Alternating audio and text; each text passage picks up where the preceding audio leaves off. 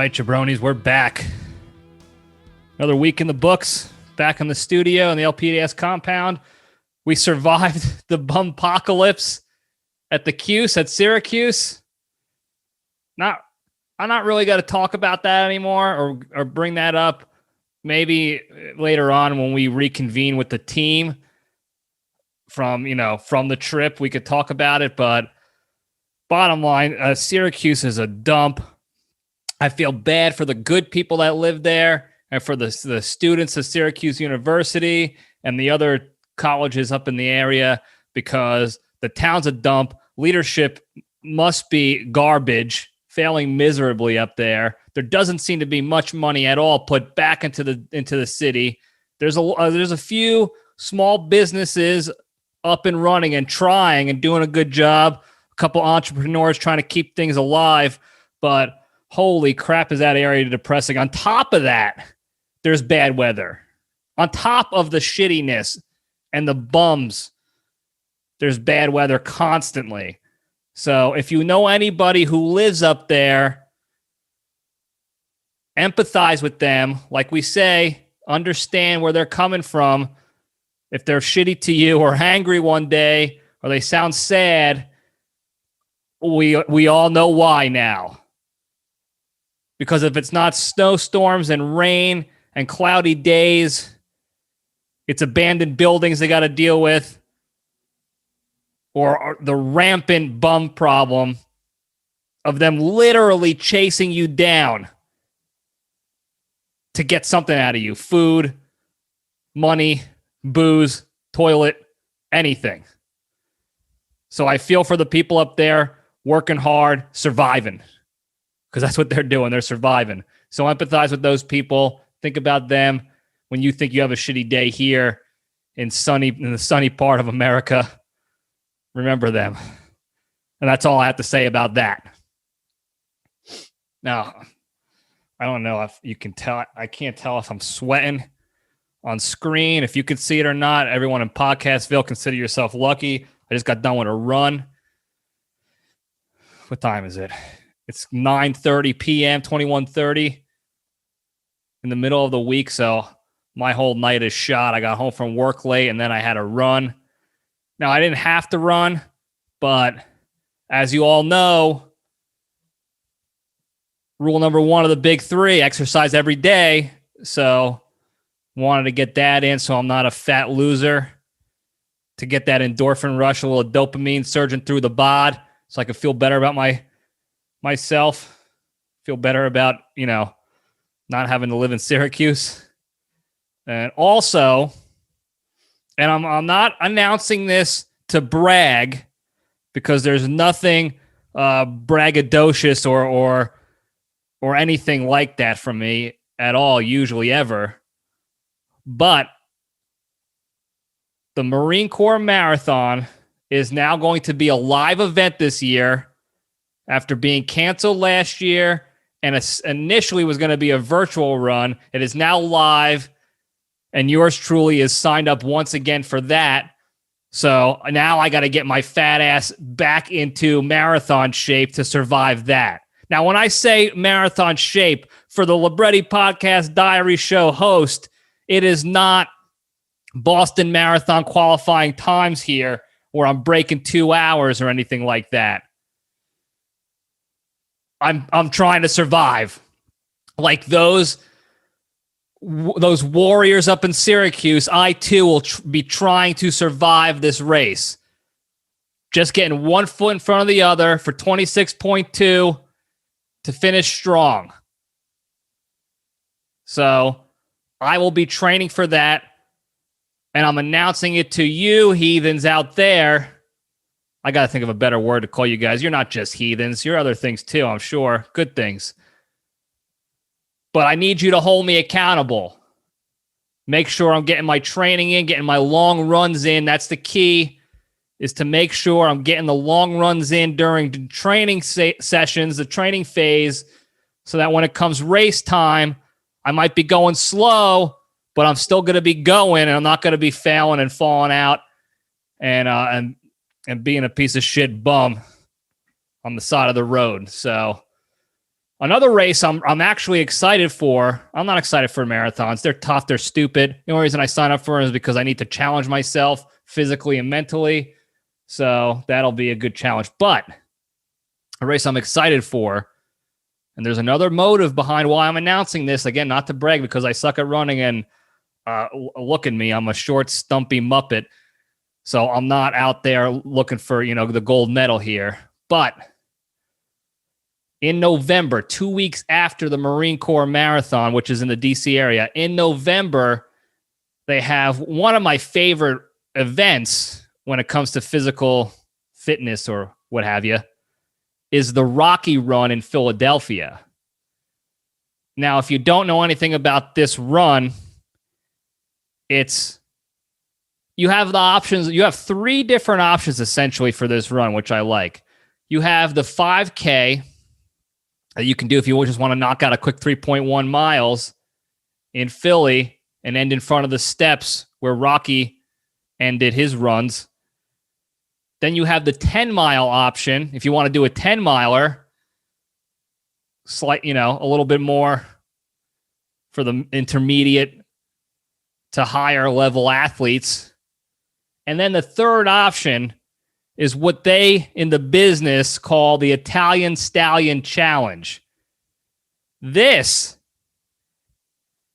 is when you run the 5K in the time limit to make it to the starting block for the 10-miler, then run the 10-miler right after, totaling 13.1 miles, which, if you do the math, is a half a marathon. I did the math for you. You're welcome. Now, what I like about this is it's a half marathon, so it's a good distance to break people out of their comfort zone, but it's not going to kill you physically and mentally and emotionally like a full marathon does to me every time I do one, like an idiot. And it's the Rocky Run. You finish in front of the steps of that building. What is it? The art museum or what have you? Where Rocky ran his runs in the movies. And if you don't know why that's so important and exciting to me, then I don't know what you're doing listening to this show. You don't deserve to. Go back several episodes ago, months ago, when me and Nikki Sticks had a 2-parter discussing just Rocky. That guy changed my life. That character changed my life. And to be able to recreate at least that portion of the character, you bet your damn ass I'm going to be excited to go for a run, which is you're never going to hear from my mouth again. Never again will I say I'm excited. Now, why do I tell you this? Great question, guys. I love where your heads are at tonight. I'm telling you because I have started a bully campaign to get my brother, Nicky Sticks, the cigar architect, Nick Papagiorgio, to also sign up for the Rocky Run. Now, little history lesson for you guys. Nicky Sticks several years ago was in a bad way weight-wise. I believe the doctors called it morbidly obese. Now, Nicky Sticks turned his life around, and a couple years ago, he actually completed the Rocky Run with me the first time I did it, the only time I did it, actually. It was slow and tough and difficult for him, but the bastard was headstrong. He stayed strong, and he finished a half marathon.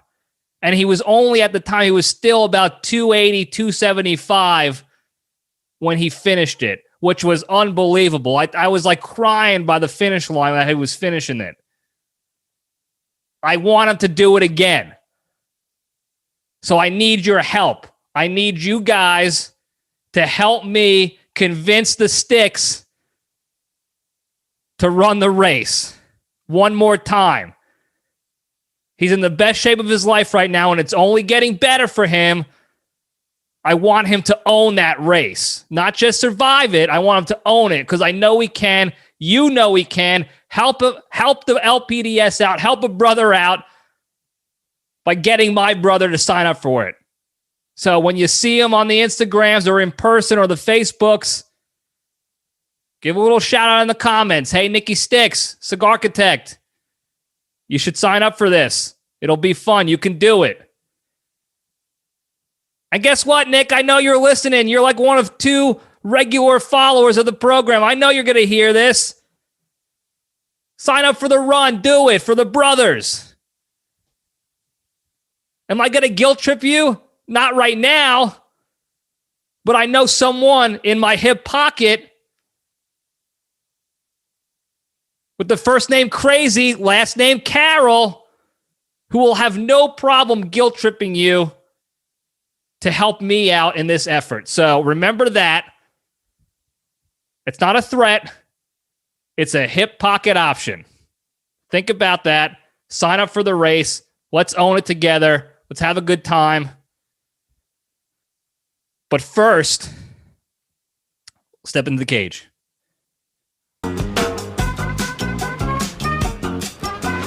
Okay, let's run. All right.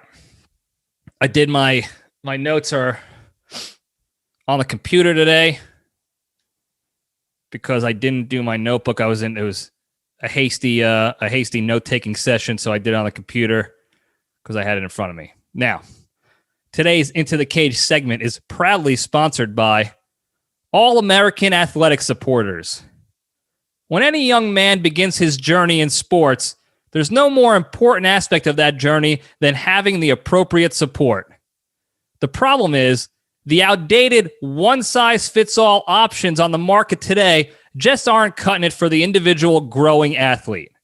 But now, All-American Athletic Supporters will fix all that by providing a custom athletic supporter to stand by your little athlete, cheer him on, shit-talk the opposing team, and provide any other support needed so that your kid can go out there with confidence each day, even if he absolutely sucks at sports. So, to reserve a hand-picked All-American Athletic Supporter today to stand by your kid's side, visit www.feelingsneedsupport2.com and use the promo code SAFESACK for 5% off your first month of having the supporter next to your child. 5% is a pretty good deal, folks. I looked at the prices. That gets you a significant price point off your first month, which is good. And as we all know, there's nothing more important than coddling the feelings of your young athlete through their journey of sucking at sports and requiring participation trophies. So get an athletic supporter today. They're vitally important. Vitally. Now, the cage fact. I'm sure you're all tracking this. This was kind of a big deal when it came out originally. It was sort of like a popular viral sort of situation. In 2011, now we're going back a ways for you folks, some of you guys. 2011, somebody posted a Civil War era photo that looked exactly like Nick Cage on it, except Civil War era, wearing that garb. It was from the Civil War timeframe. That's what Civil War era means. Complete lookalike of Nick Cage. He posted it on eBay to sell the photo. And it started this conspiracy theory that Nick Cage was actually a vampire and he just never dies. Maybe Nick Cage, the actor, might quote unquote die, but real Nick Cage, the vampire, will live on and be reincarnated as something else. Politician, some sort of public figure, teacher, athletic supporter, what have you. This guy posted it on eBay and was originally asking for $1 million for the photo. What's even crazier, because there's obviously no certificate of authenticity that this is in fact Nick Cage, obviously, there were still 78 offers on the listing. Then out of nowhere, the listing completely vanished off of eBay. When you go to search it, the item, whether it's the item number or you look it up by title or whatever, gone. Completely off the grid.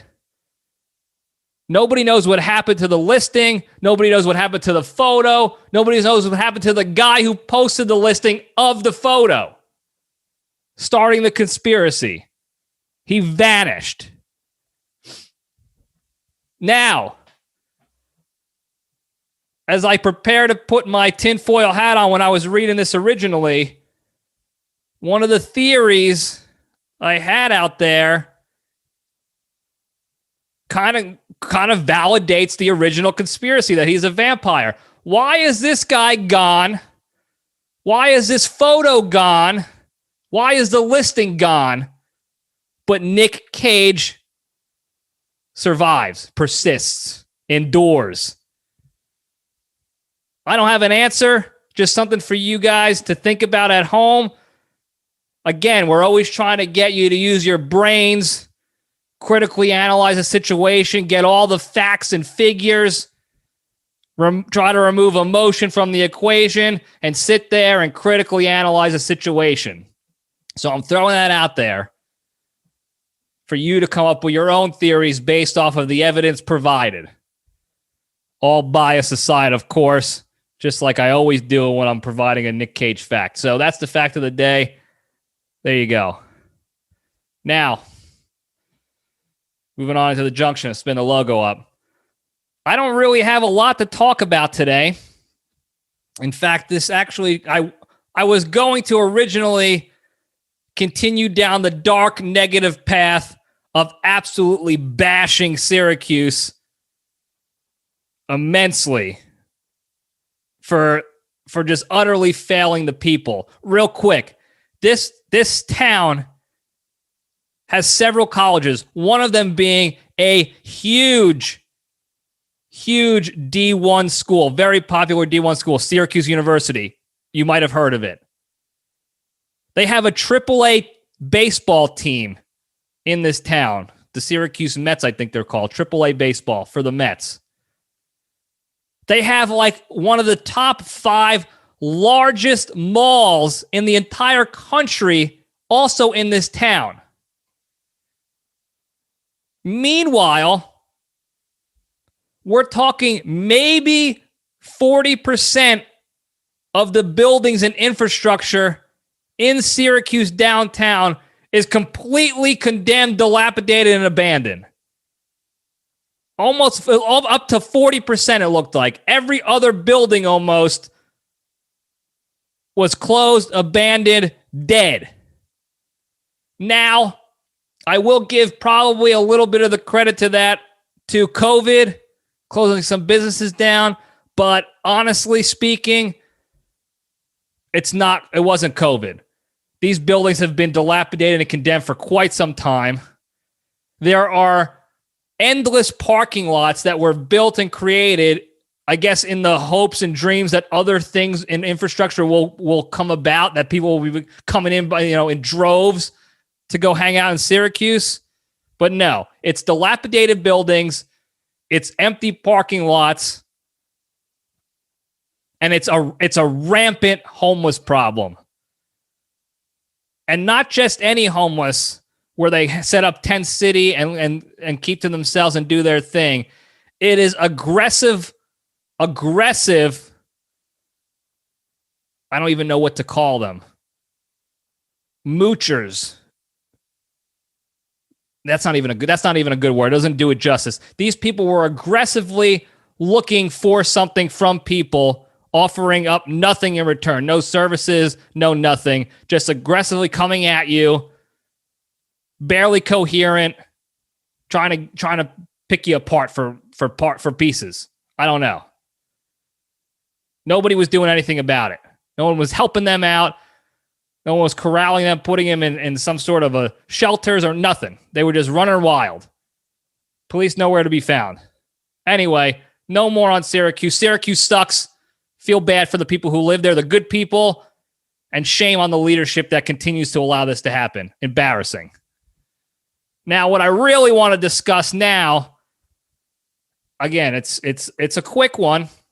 But I felt it was pretty important, especially, as we've discussed more and more the importance of mental health and finding ways to get through hurdles and obstacles in your lives and just providing a little bit of motivation. Now, I don't personally believe that motivation should be the only way for people to get shit done in their lives.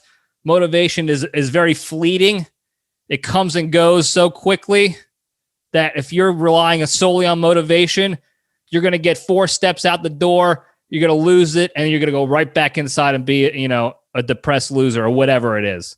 So I firmly believe more so in discipline and powering through even the least motivating times. But to provide a little bit of motivation, maybe kickstart, prime the pump, if you will, as S&P 1 always says, sausage and peppers 1. I want to talk about something I saw on my run today. Now, I ran 4 miles in my run, which was longer than usual because, again, I started training, so I had to push myself. It was an embarrassingly slow 4 miles for myself. Physically and mentally, I felt rather defeated. It kind of hurt a little bit. But what got me through the end, again, it provided me that little bit of fuel, that little motivation I needed to finish strong. I'm heading back to the house. There's a walking path outside the LPDS compound that stretches miles back and forth that I can run. It's a nice little, safe, quiet little run for me. It's not like the boring treadmill or a circular track. You get to see some new sights. So I'm heading back through some parks and some other how you doings, and I'm dragging ass. My legs are tired. I don't know why, because I've been running 3 miles a couple times a week before with little issues. For whatever reason, today I was dragging ass. I'm getting tired now, like endurance-wise. My form's starting to get all lazy and jacked up, making me more tired. And then mentally, I was just defeated. I wanted to just walk the rest of the way home in utter embarrassment with my tail between my legs. But then I saw this old man. He came around the corner and onto the walking path. Now, mind you, I'm running at this point. It's about 8 p.m. Libretti Standard Time while I'm running. So it's still light out because we're in the summer, but it's 8 p.m. Now, anybody who knows anything about old people, about geriatrics, knows that 8 p.m. their day is completely done. They ate 3 hours ago dinner. They showered, and they're in their pajamas, their slippers, their cardigan sweaters, and they're watching their programs for the rest of the night. 8 p.m., this guy comes around in his 70s, easily in his 70s. And if you couldn't tell by his look and his gray hair, you could certainly tell by his attire. He was dressed like Rocky with the sweatsuit. The sleeves on the sweatsuit, because it's warm out, were cut off. He was going almost full LPDS sleeveless style, but instead he was doing like a 3/4 sleeve modification, if you will. So it was custom to that old man. He had a headband on to absorb the sweat from his gray hair, and his sweatpants were now sweat shorts that he himself custom cut. And of course, he had the horizontal striped tube socks and New Balance sneakers that he was running in. This guy was textbook old man.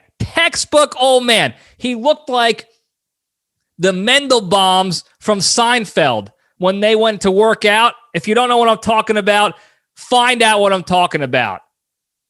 The Mandelbaums owned the crepe store in Seinfeld. What the hell was the guy's name who played the part? Graham something? Lloyd Bridges? Lloyd Bridges. That's it. Graham something. Libretti, you idiot. Lloyd Bridges. Go look him up in Seinfeld as Mr. Mandelbaum. That's what this guy looked like to a T. They were brothers. They were the Mandelbaum brothers almost. It was unbelievable. Now, what was more unbelievable about this old man, this 70-year-old, likely a Vietnam veteran old man, is he's running in the park. He is running. He's not on his walker. He's not walking his little teacup Shih Tzu, how you doing, dog, with his wife. He's moving his ass in a jogging pace faster than several other people in there, including myself.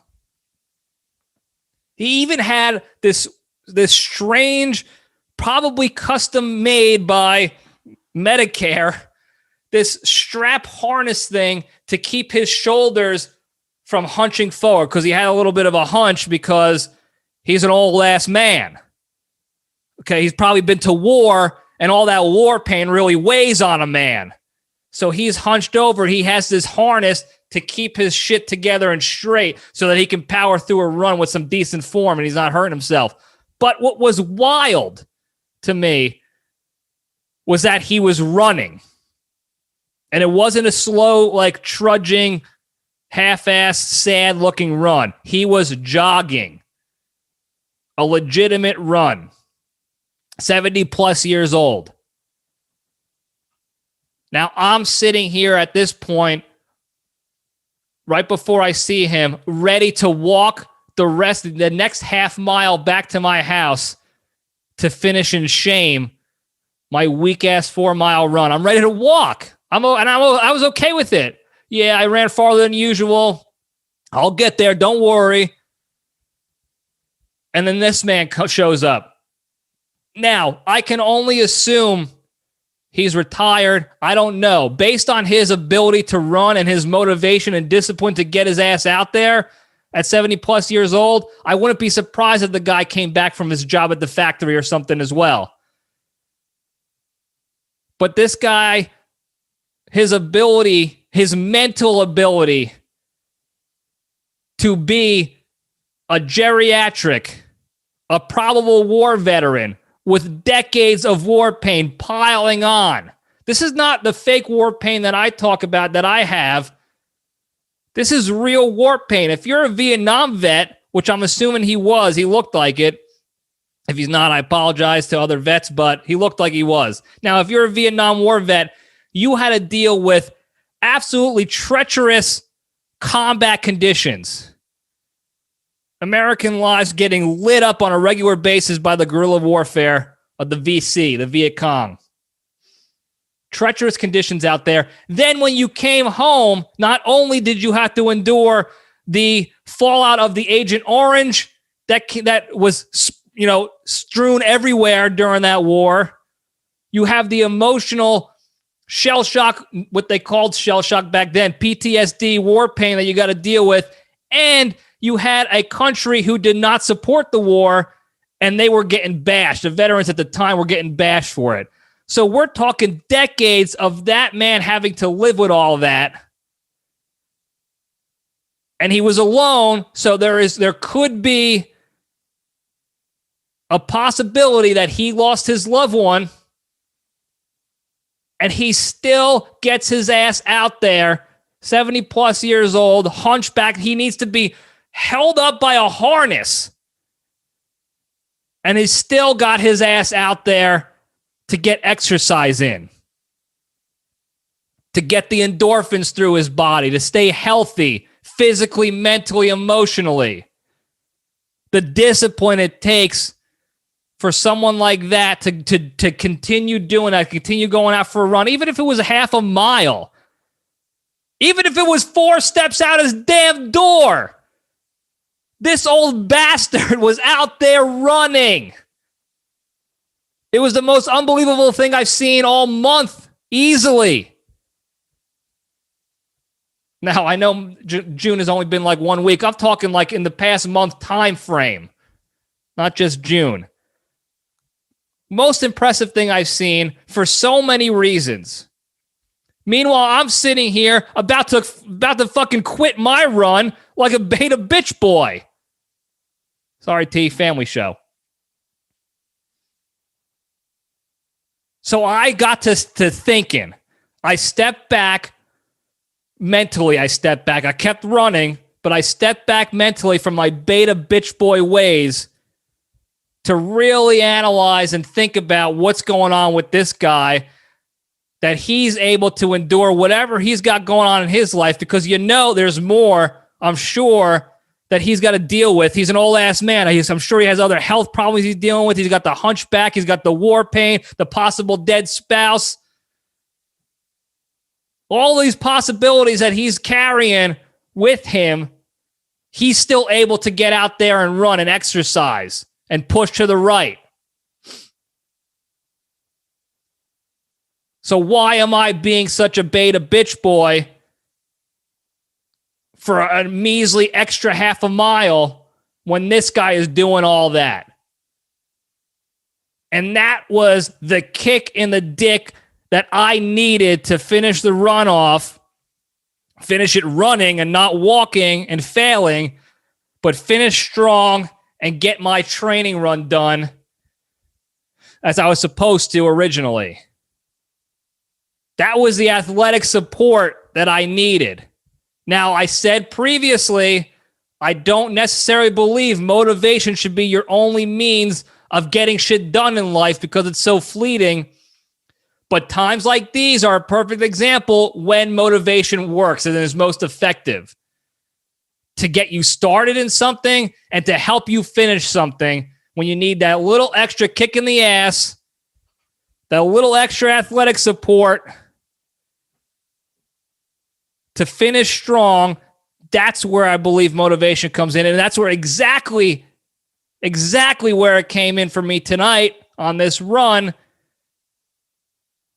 And it's something now that I'm going to lock away in my brain so that anytime I'm feeling like a beta bitch boy, which will be any minute now because it's been happening so often to me lately, it's been embarrassing. But now I can go into my archives and my brain bank and think about this old bastard, this tough old bastard who has way more things to worry about in his life, I'm sure, way more issues that he's had to deal with and triumph over and overcome. And he was still able to get out there in his custom running gear, in his custom harness, and run his 70-year-old ass off to get his exercise in. Because the big three is important to him too, as well, it seems like. And that's something that the feeling might be fleeting. You might see that, you might feel some motivation, and then you forget about it. But what I'm telling you guys to try to not do is not to forget about it. You're not going to see things like that very often in your lives, especially these days as we continue to coddle and weaken our society. Now, years from now, the pendulum will swing back and we'll get tough people again. But for now, we're not in that phase yet, folks. So you got to appreciate when you see these tough old bastards or anybody going against the current status quo and providing that motivation to you, whether they know they are or not. He didn't know that he was motivating me. But let me tell you something. I looked into this bastard's eyes as I ran by him. He was running one way, I was running the other way, and we locked eyes. And I gave him a little fist pump and a wave, and he gave me a wave. And you could see in this guy's eyes that he's dealt with some shit. They were heavy eyes, but they were determined eyes. And you're not going to see that very often these days. So when you experience that, when you see that in your lives, in whatever form or fashion you might get to experience that or see it, whether it's with an old person on the street, your grandparents, and even just a kid doing something that is kind of against what we normally see these days, anything. Lock it away in your brains.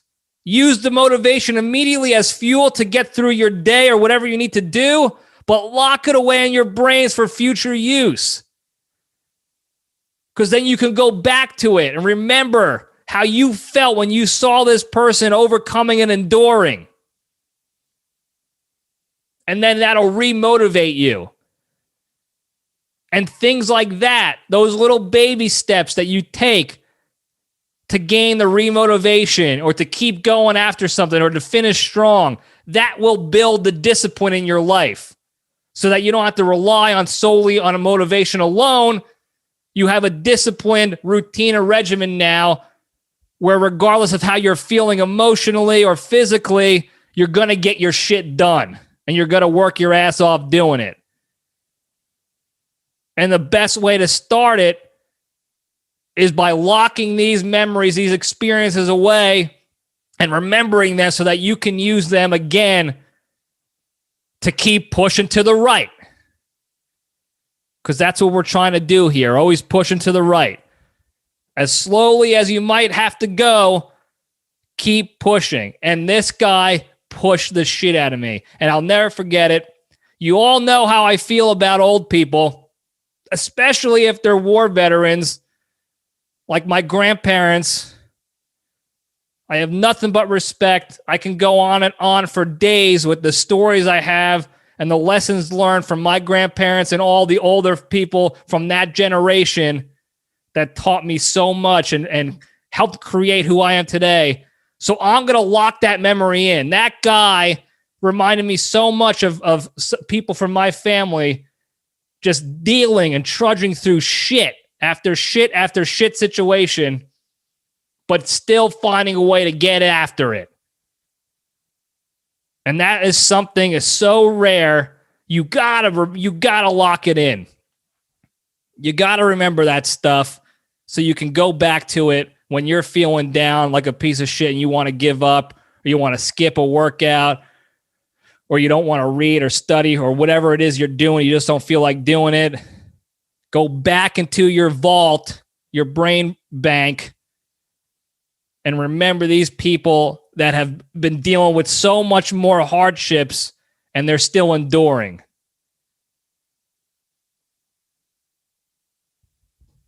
And that's all I got for tonight, folks. With that,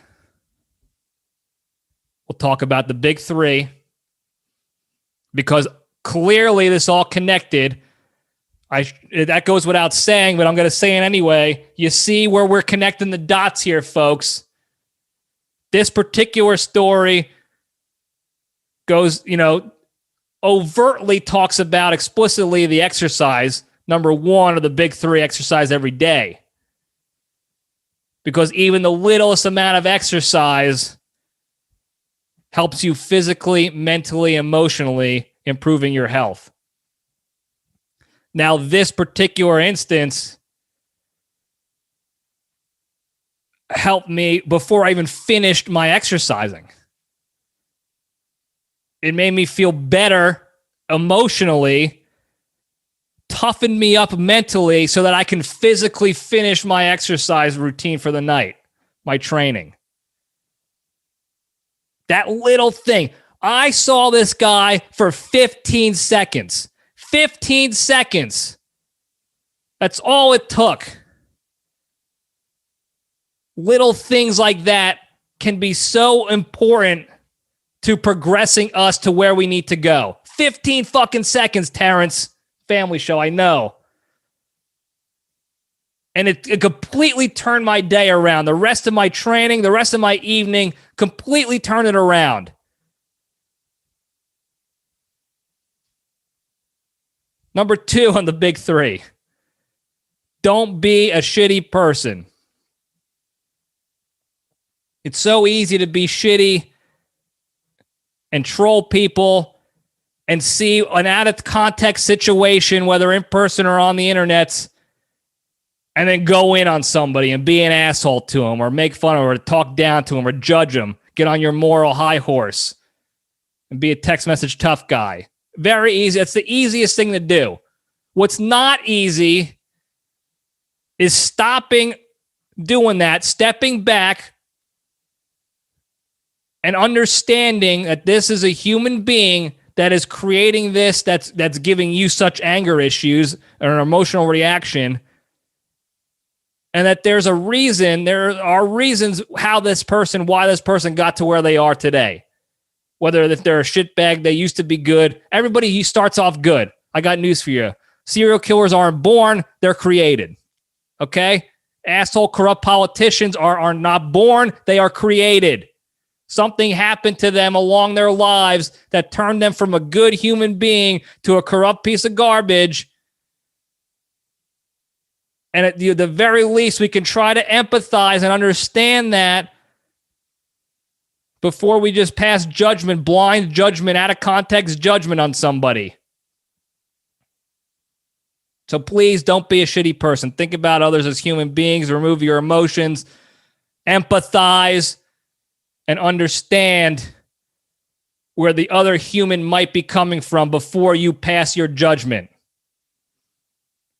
And number 3, most important, be genuinely thankful and grateful for all the good you have in your lives. That 70-year-old son of a bitch is not out there running if he's not thankful for all the good he's got. He's got 2 working legs. He's got a pumping heart. He's got a fresh sweatsuit, cut sleeves, cut shorts, and he's taking full advantage of it. He's not taken for granted. He's not sitting there sulking and bitching that he's old and tired and he doesn't have to run anymore because he's not trying to impress anybody. His wife's likely dead. He's got all that war pain. But he's taking advantage of the good stuff he has in his life because he's grateful for it, I'm sure. Now, I'm making a lot of very positive assumptions on this guy. He could also be a serial killer. There is that possibility. But I tend to think that he's not. Trying to give him the benefit of the doubt here. I believe him to be a war veteran, widower, dealing with war pain, toughing it out, enduring. But if you're not grateful and thankful and not understanding of the good that you have in your lives, it's very tough to have a positive outlook.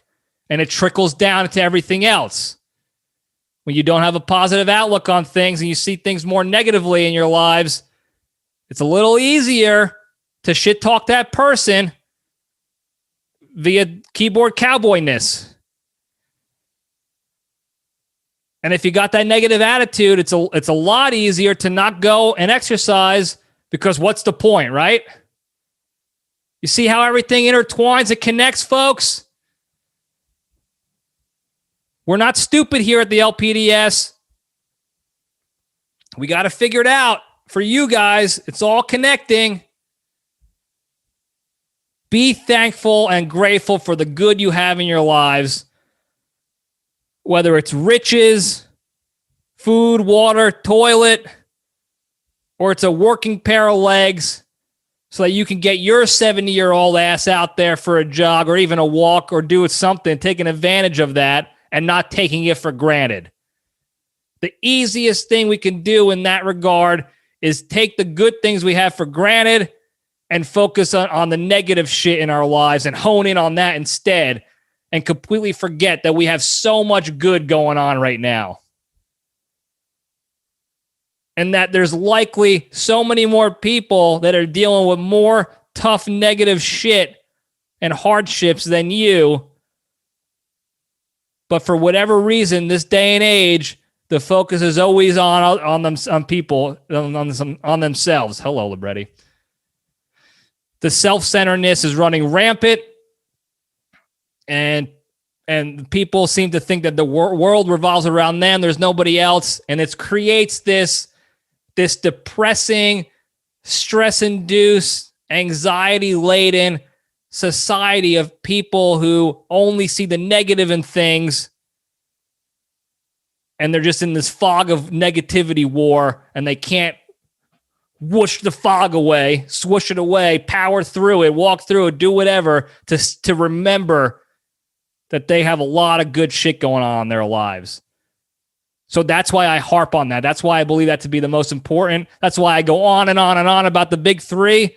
each and every time when I'm sure you think I'm a broken record, but I'm going to be a broken record about it.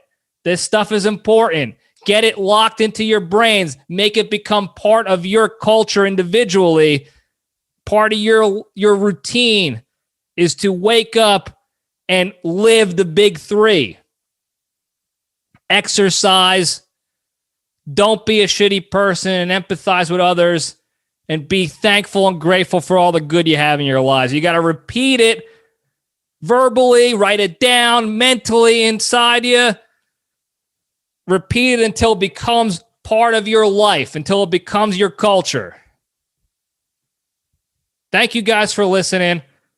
Man, I love doing this stuff. My life can be a hot piece of shit right now, and I still love getting on here and talking to myself so that you bastards can listen and enjoy and hopefully get something out of this each week. I love doing it. You're the reason why I love doing it so much more than I ever thought, because you're so supportive. So thank you all for that. Keep supporting. Hit the website, johnlibretti.com. Go to the Instagram pages. Go to the Facebooks. Keep giving the feedback. Email, LibrettiPodcastDiary@gmail.com. Do whatever you got to. Keep supporting. It's fuel on the fire.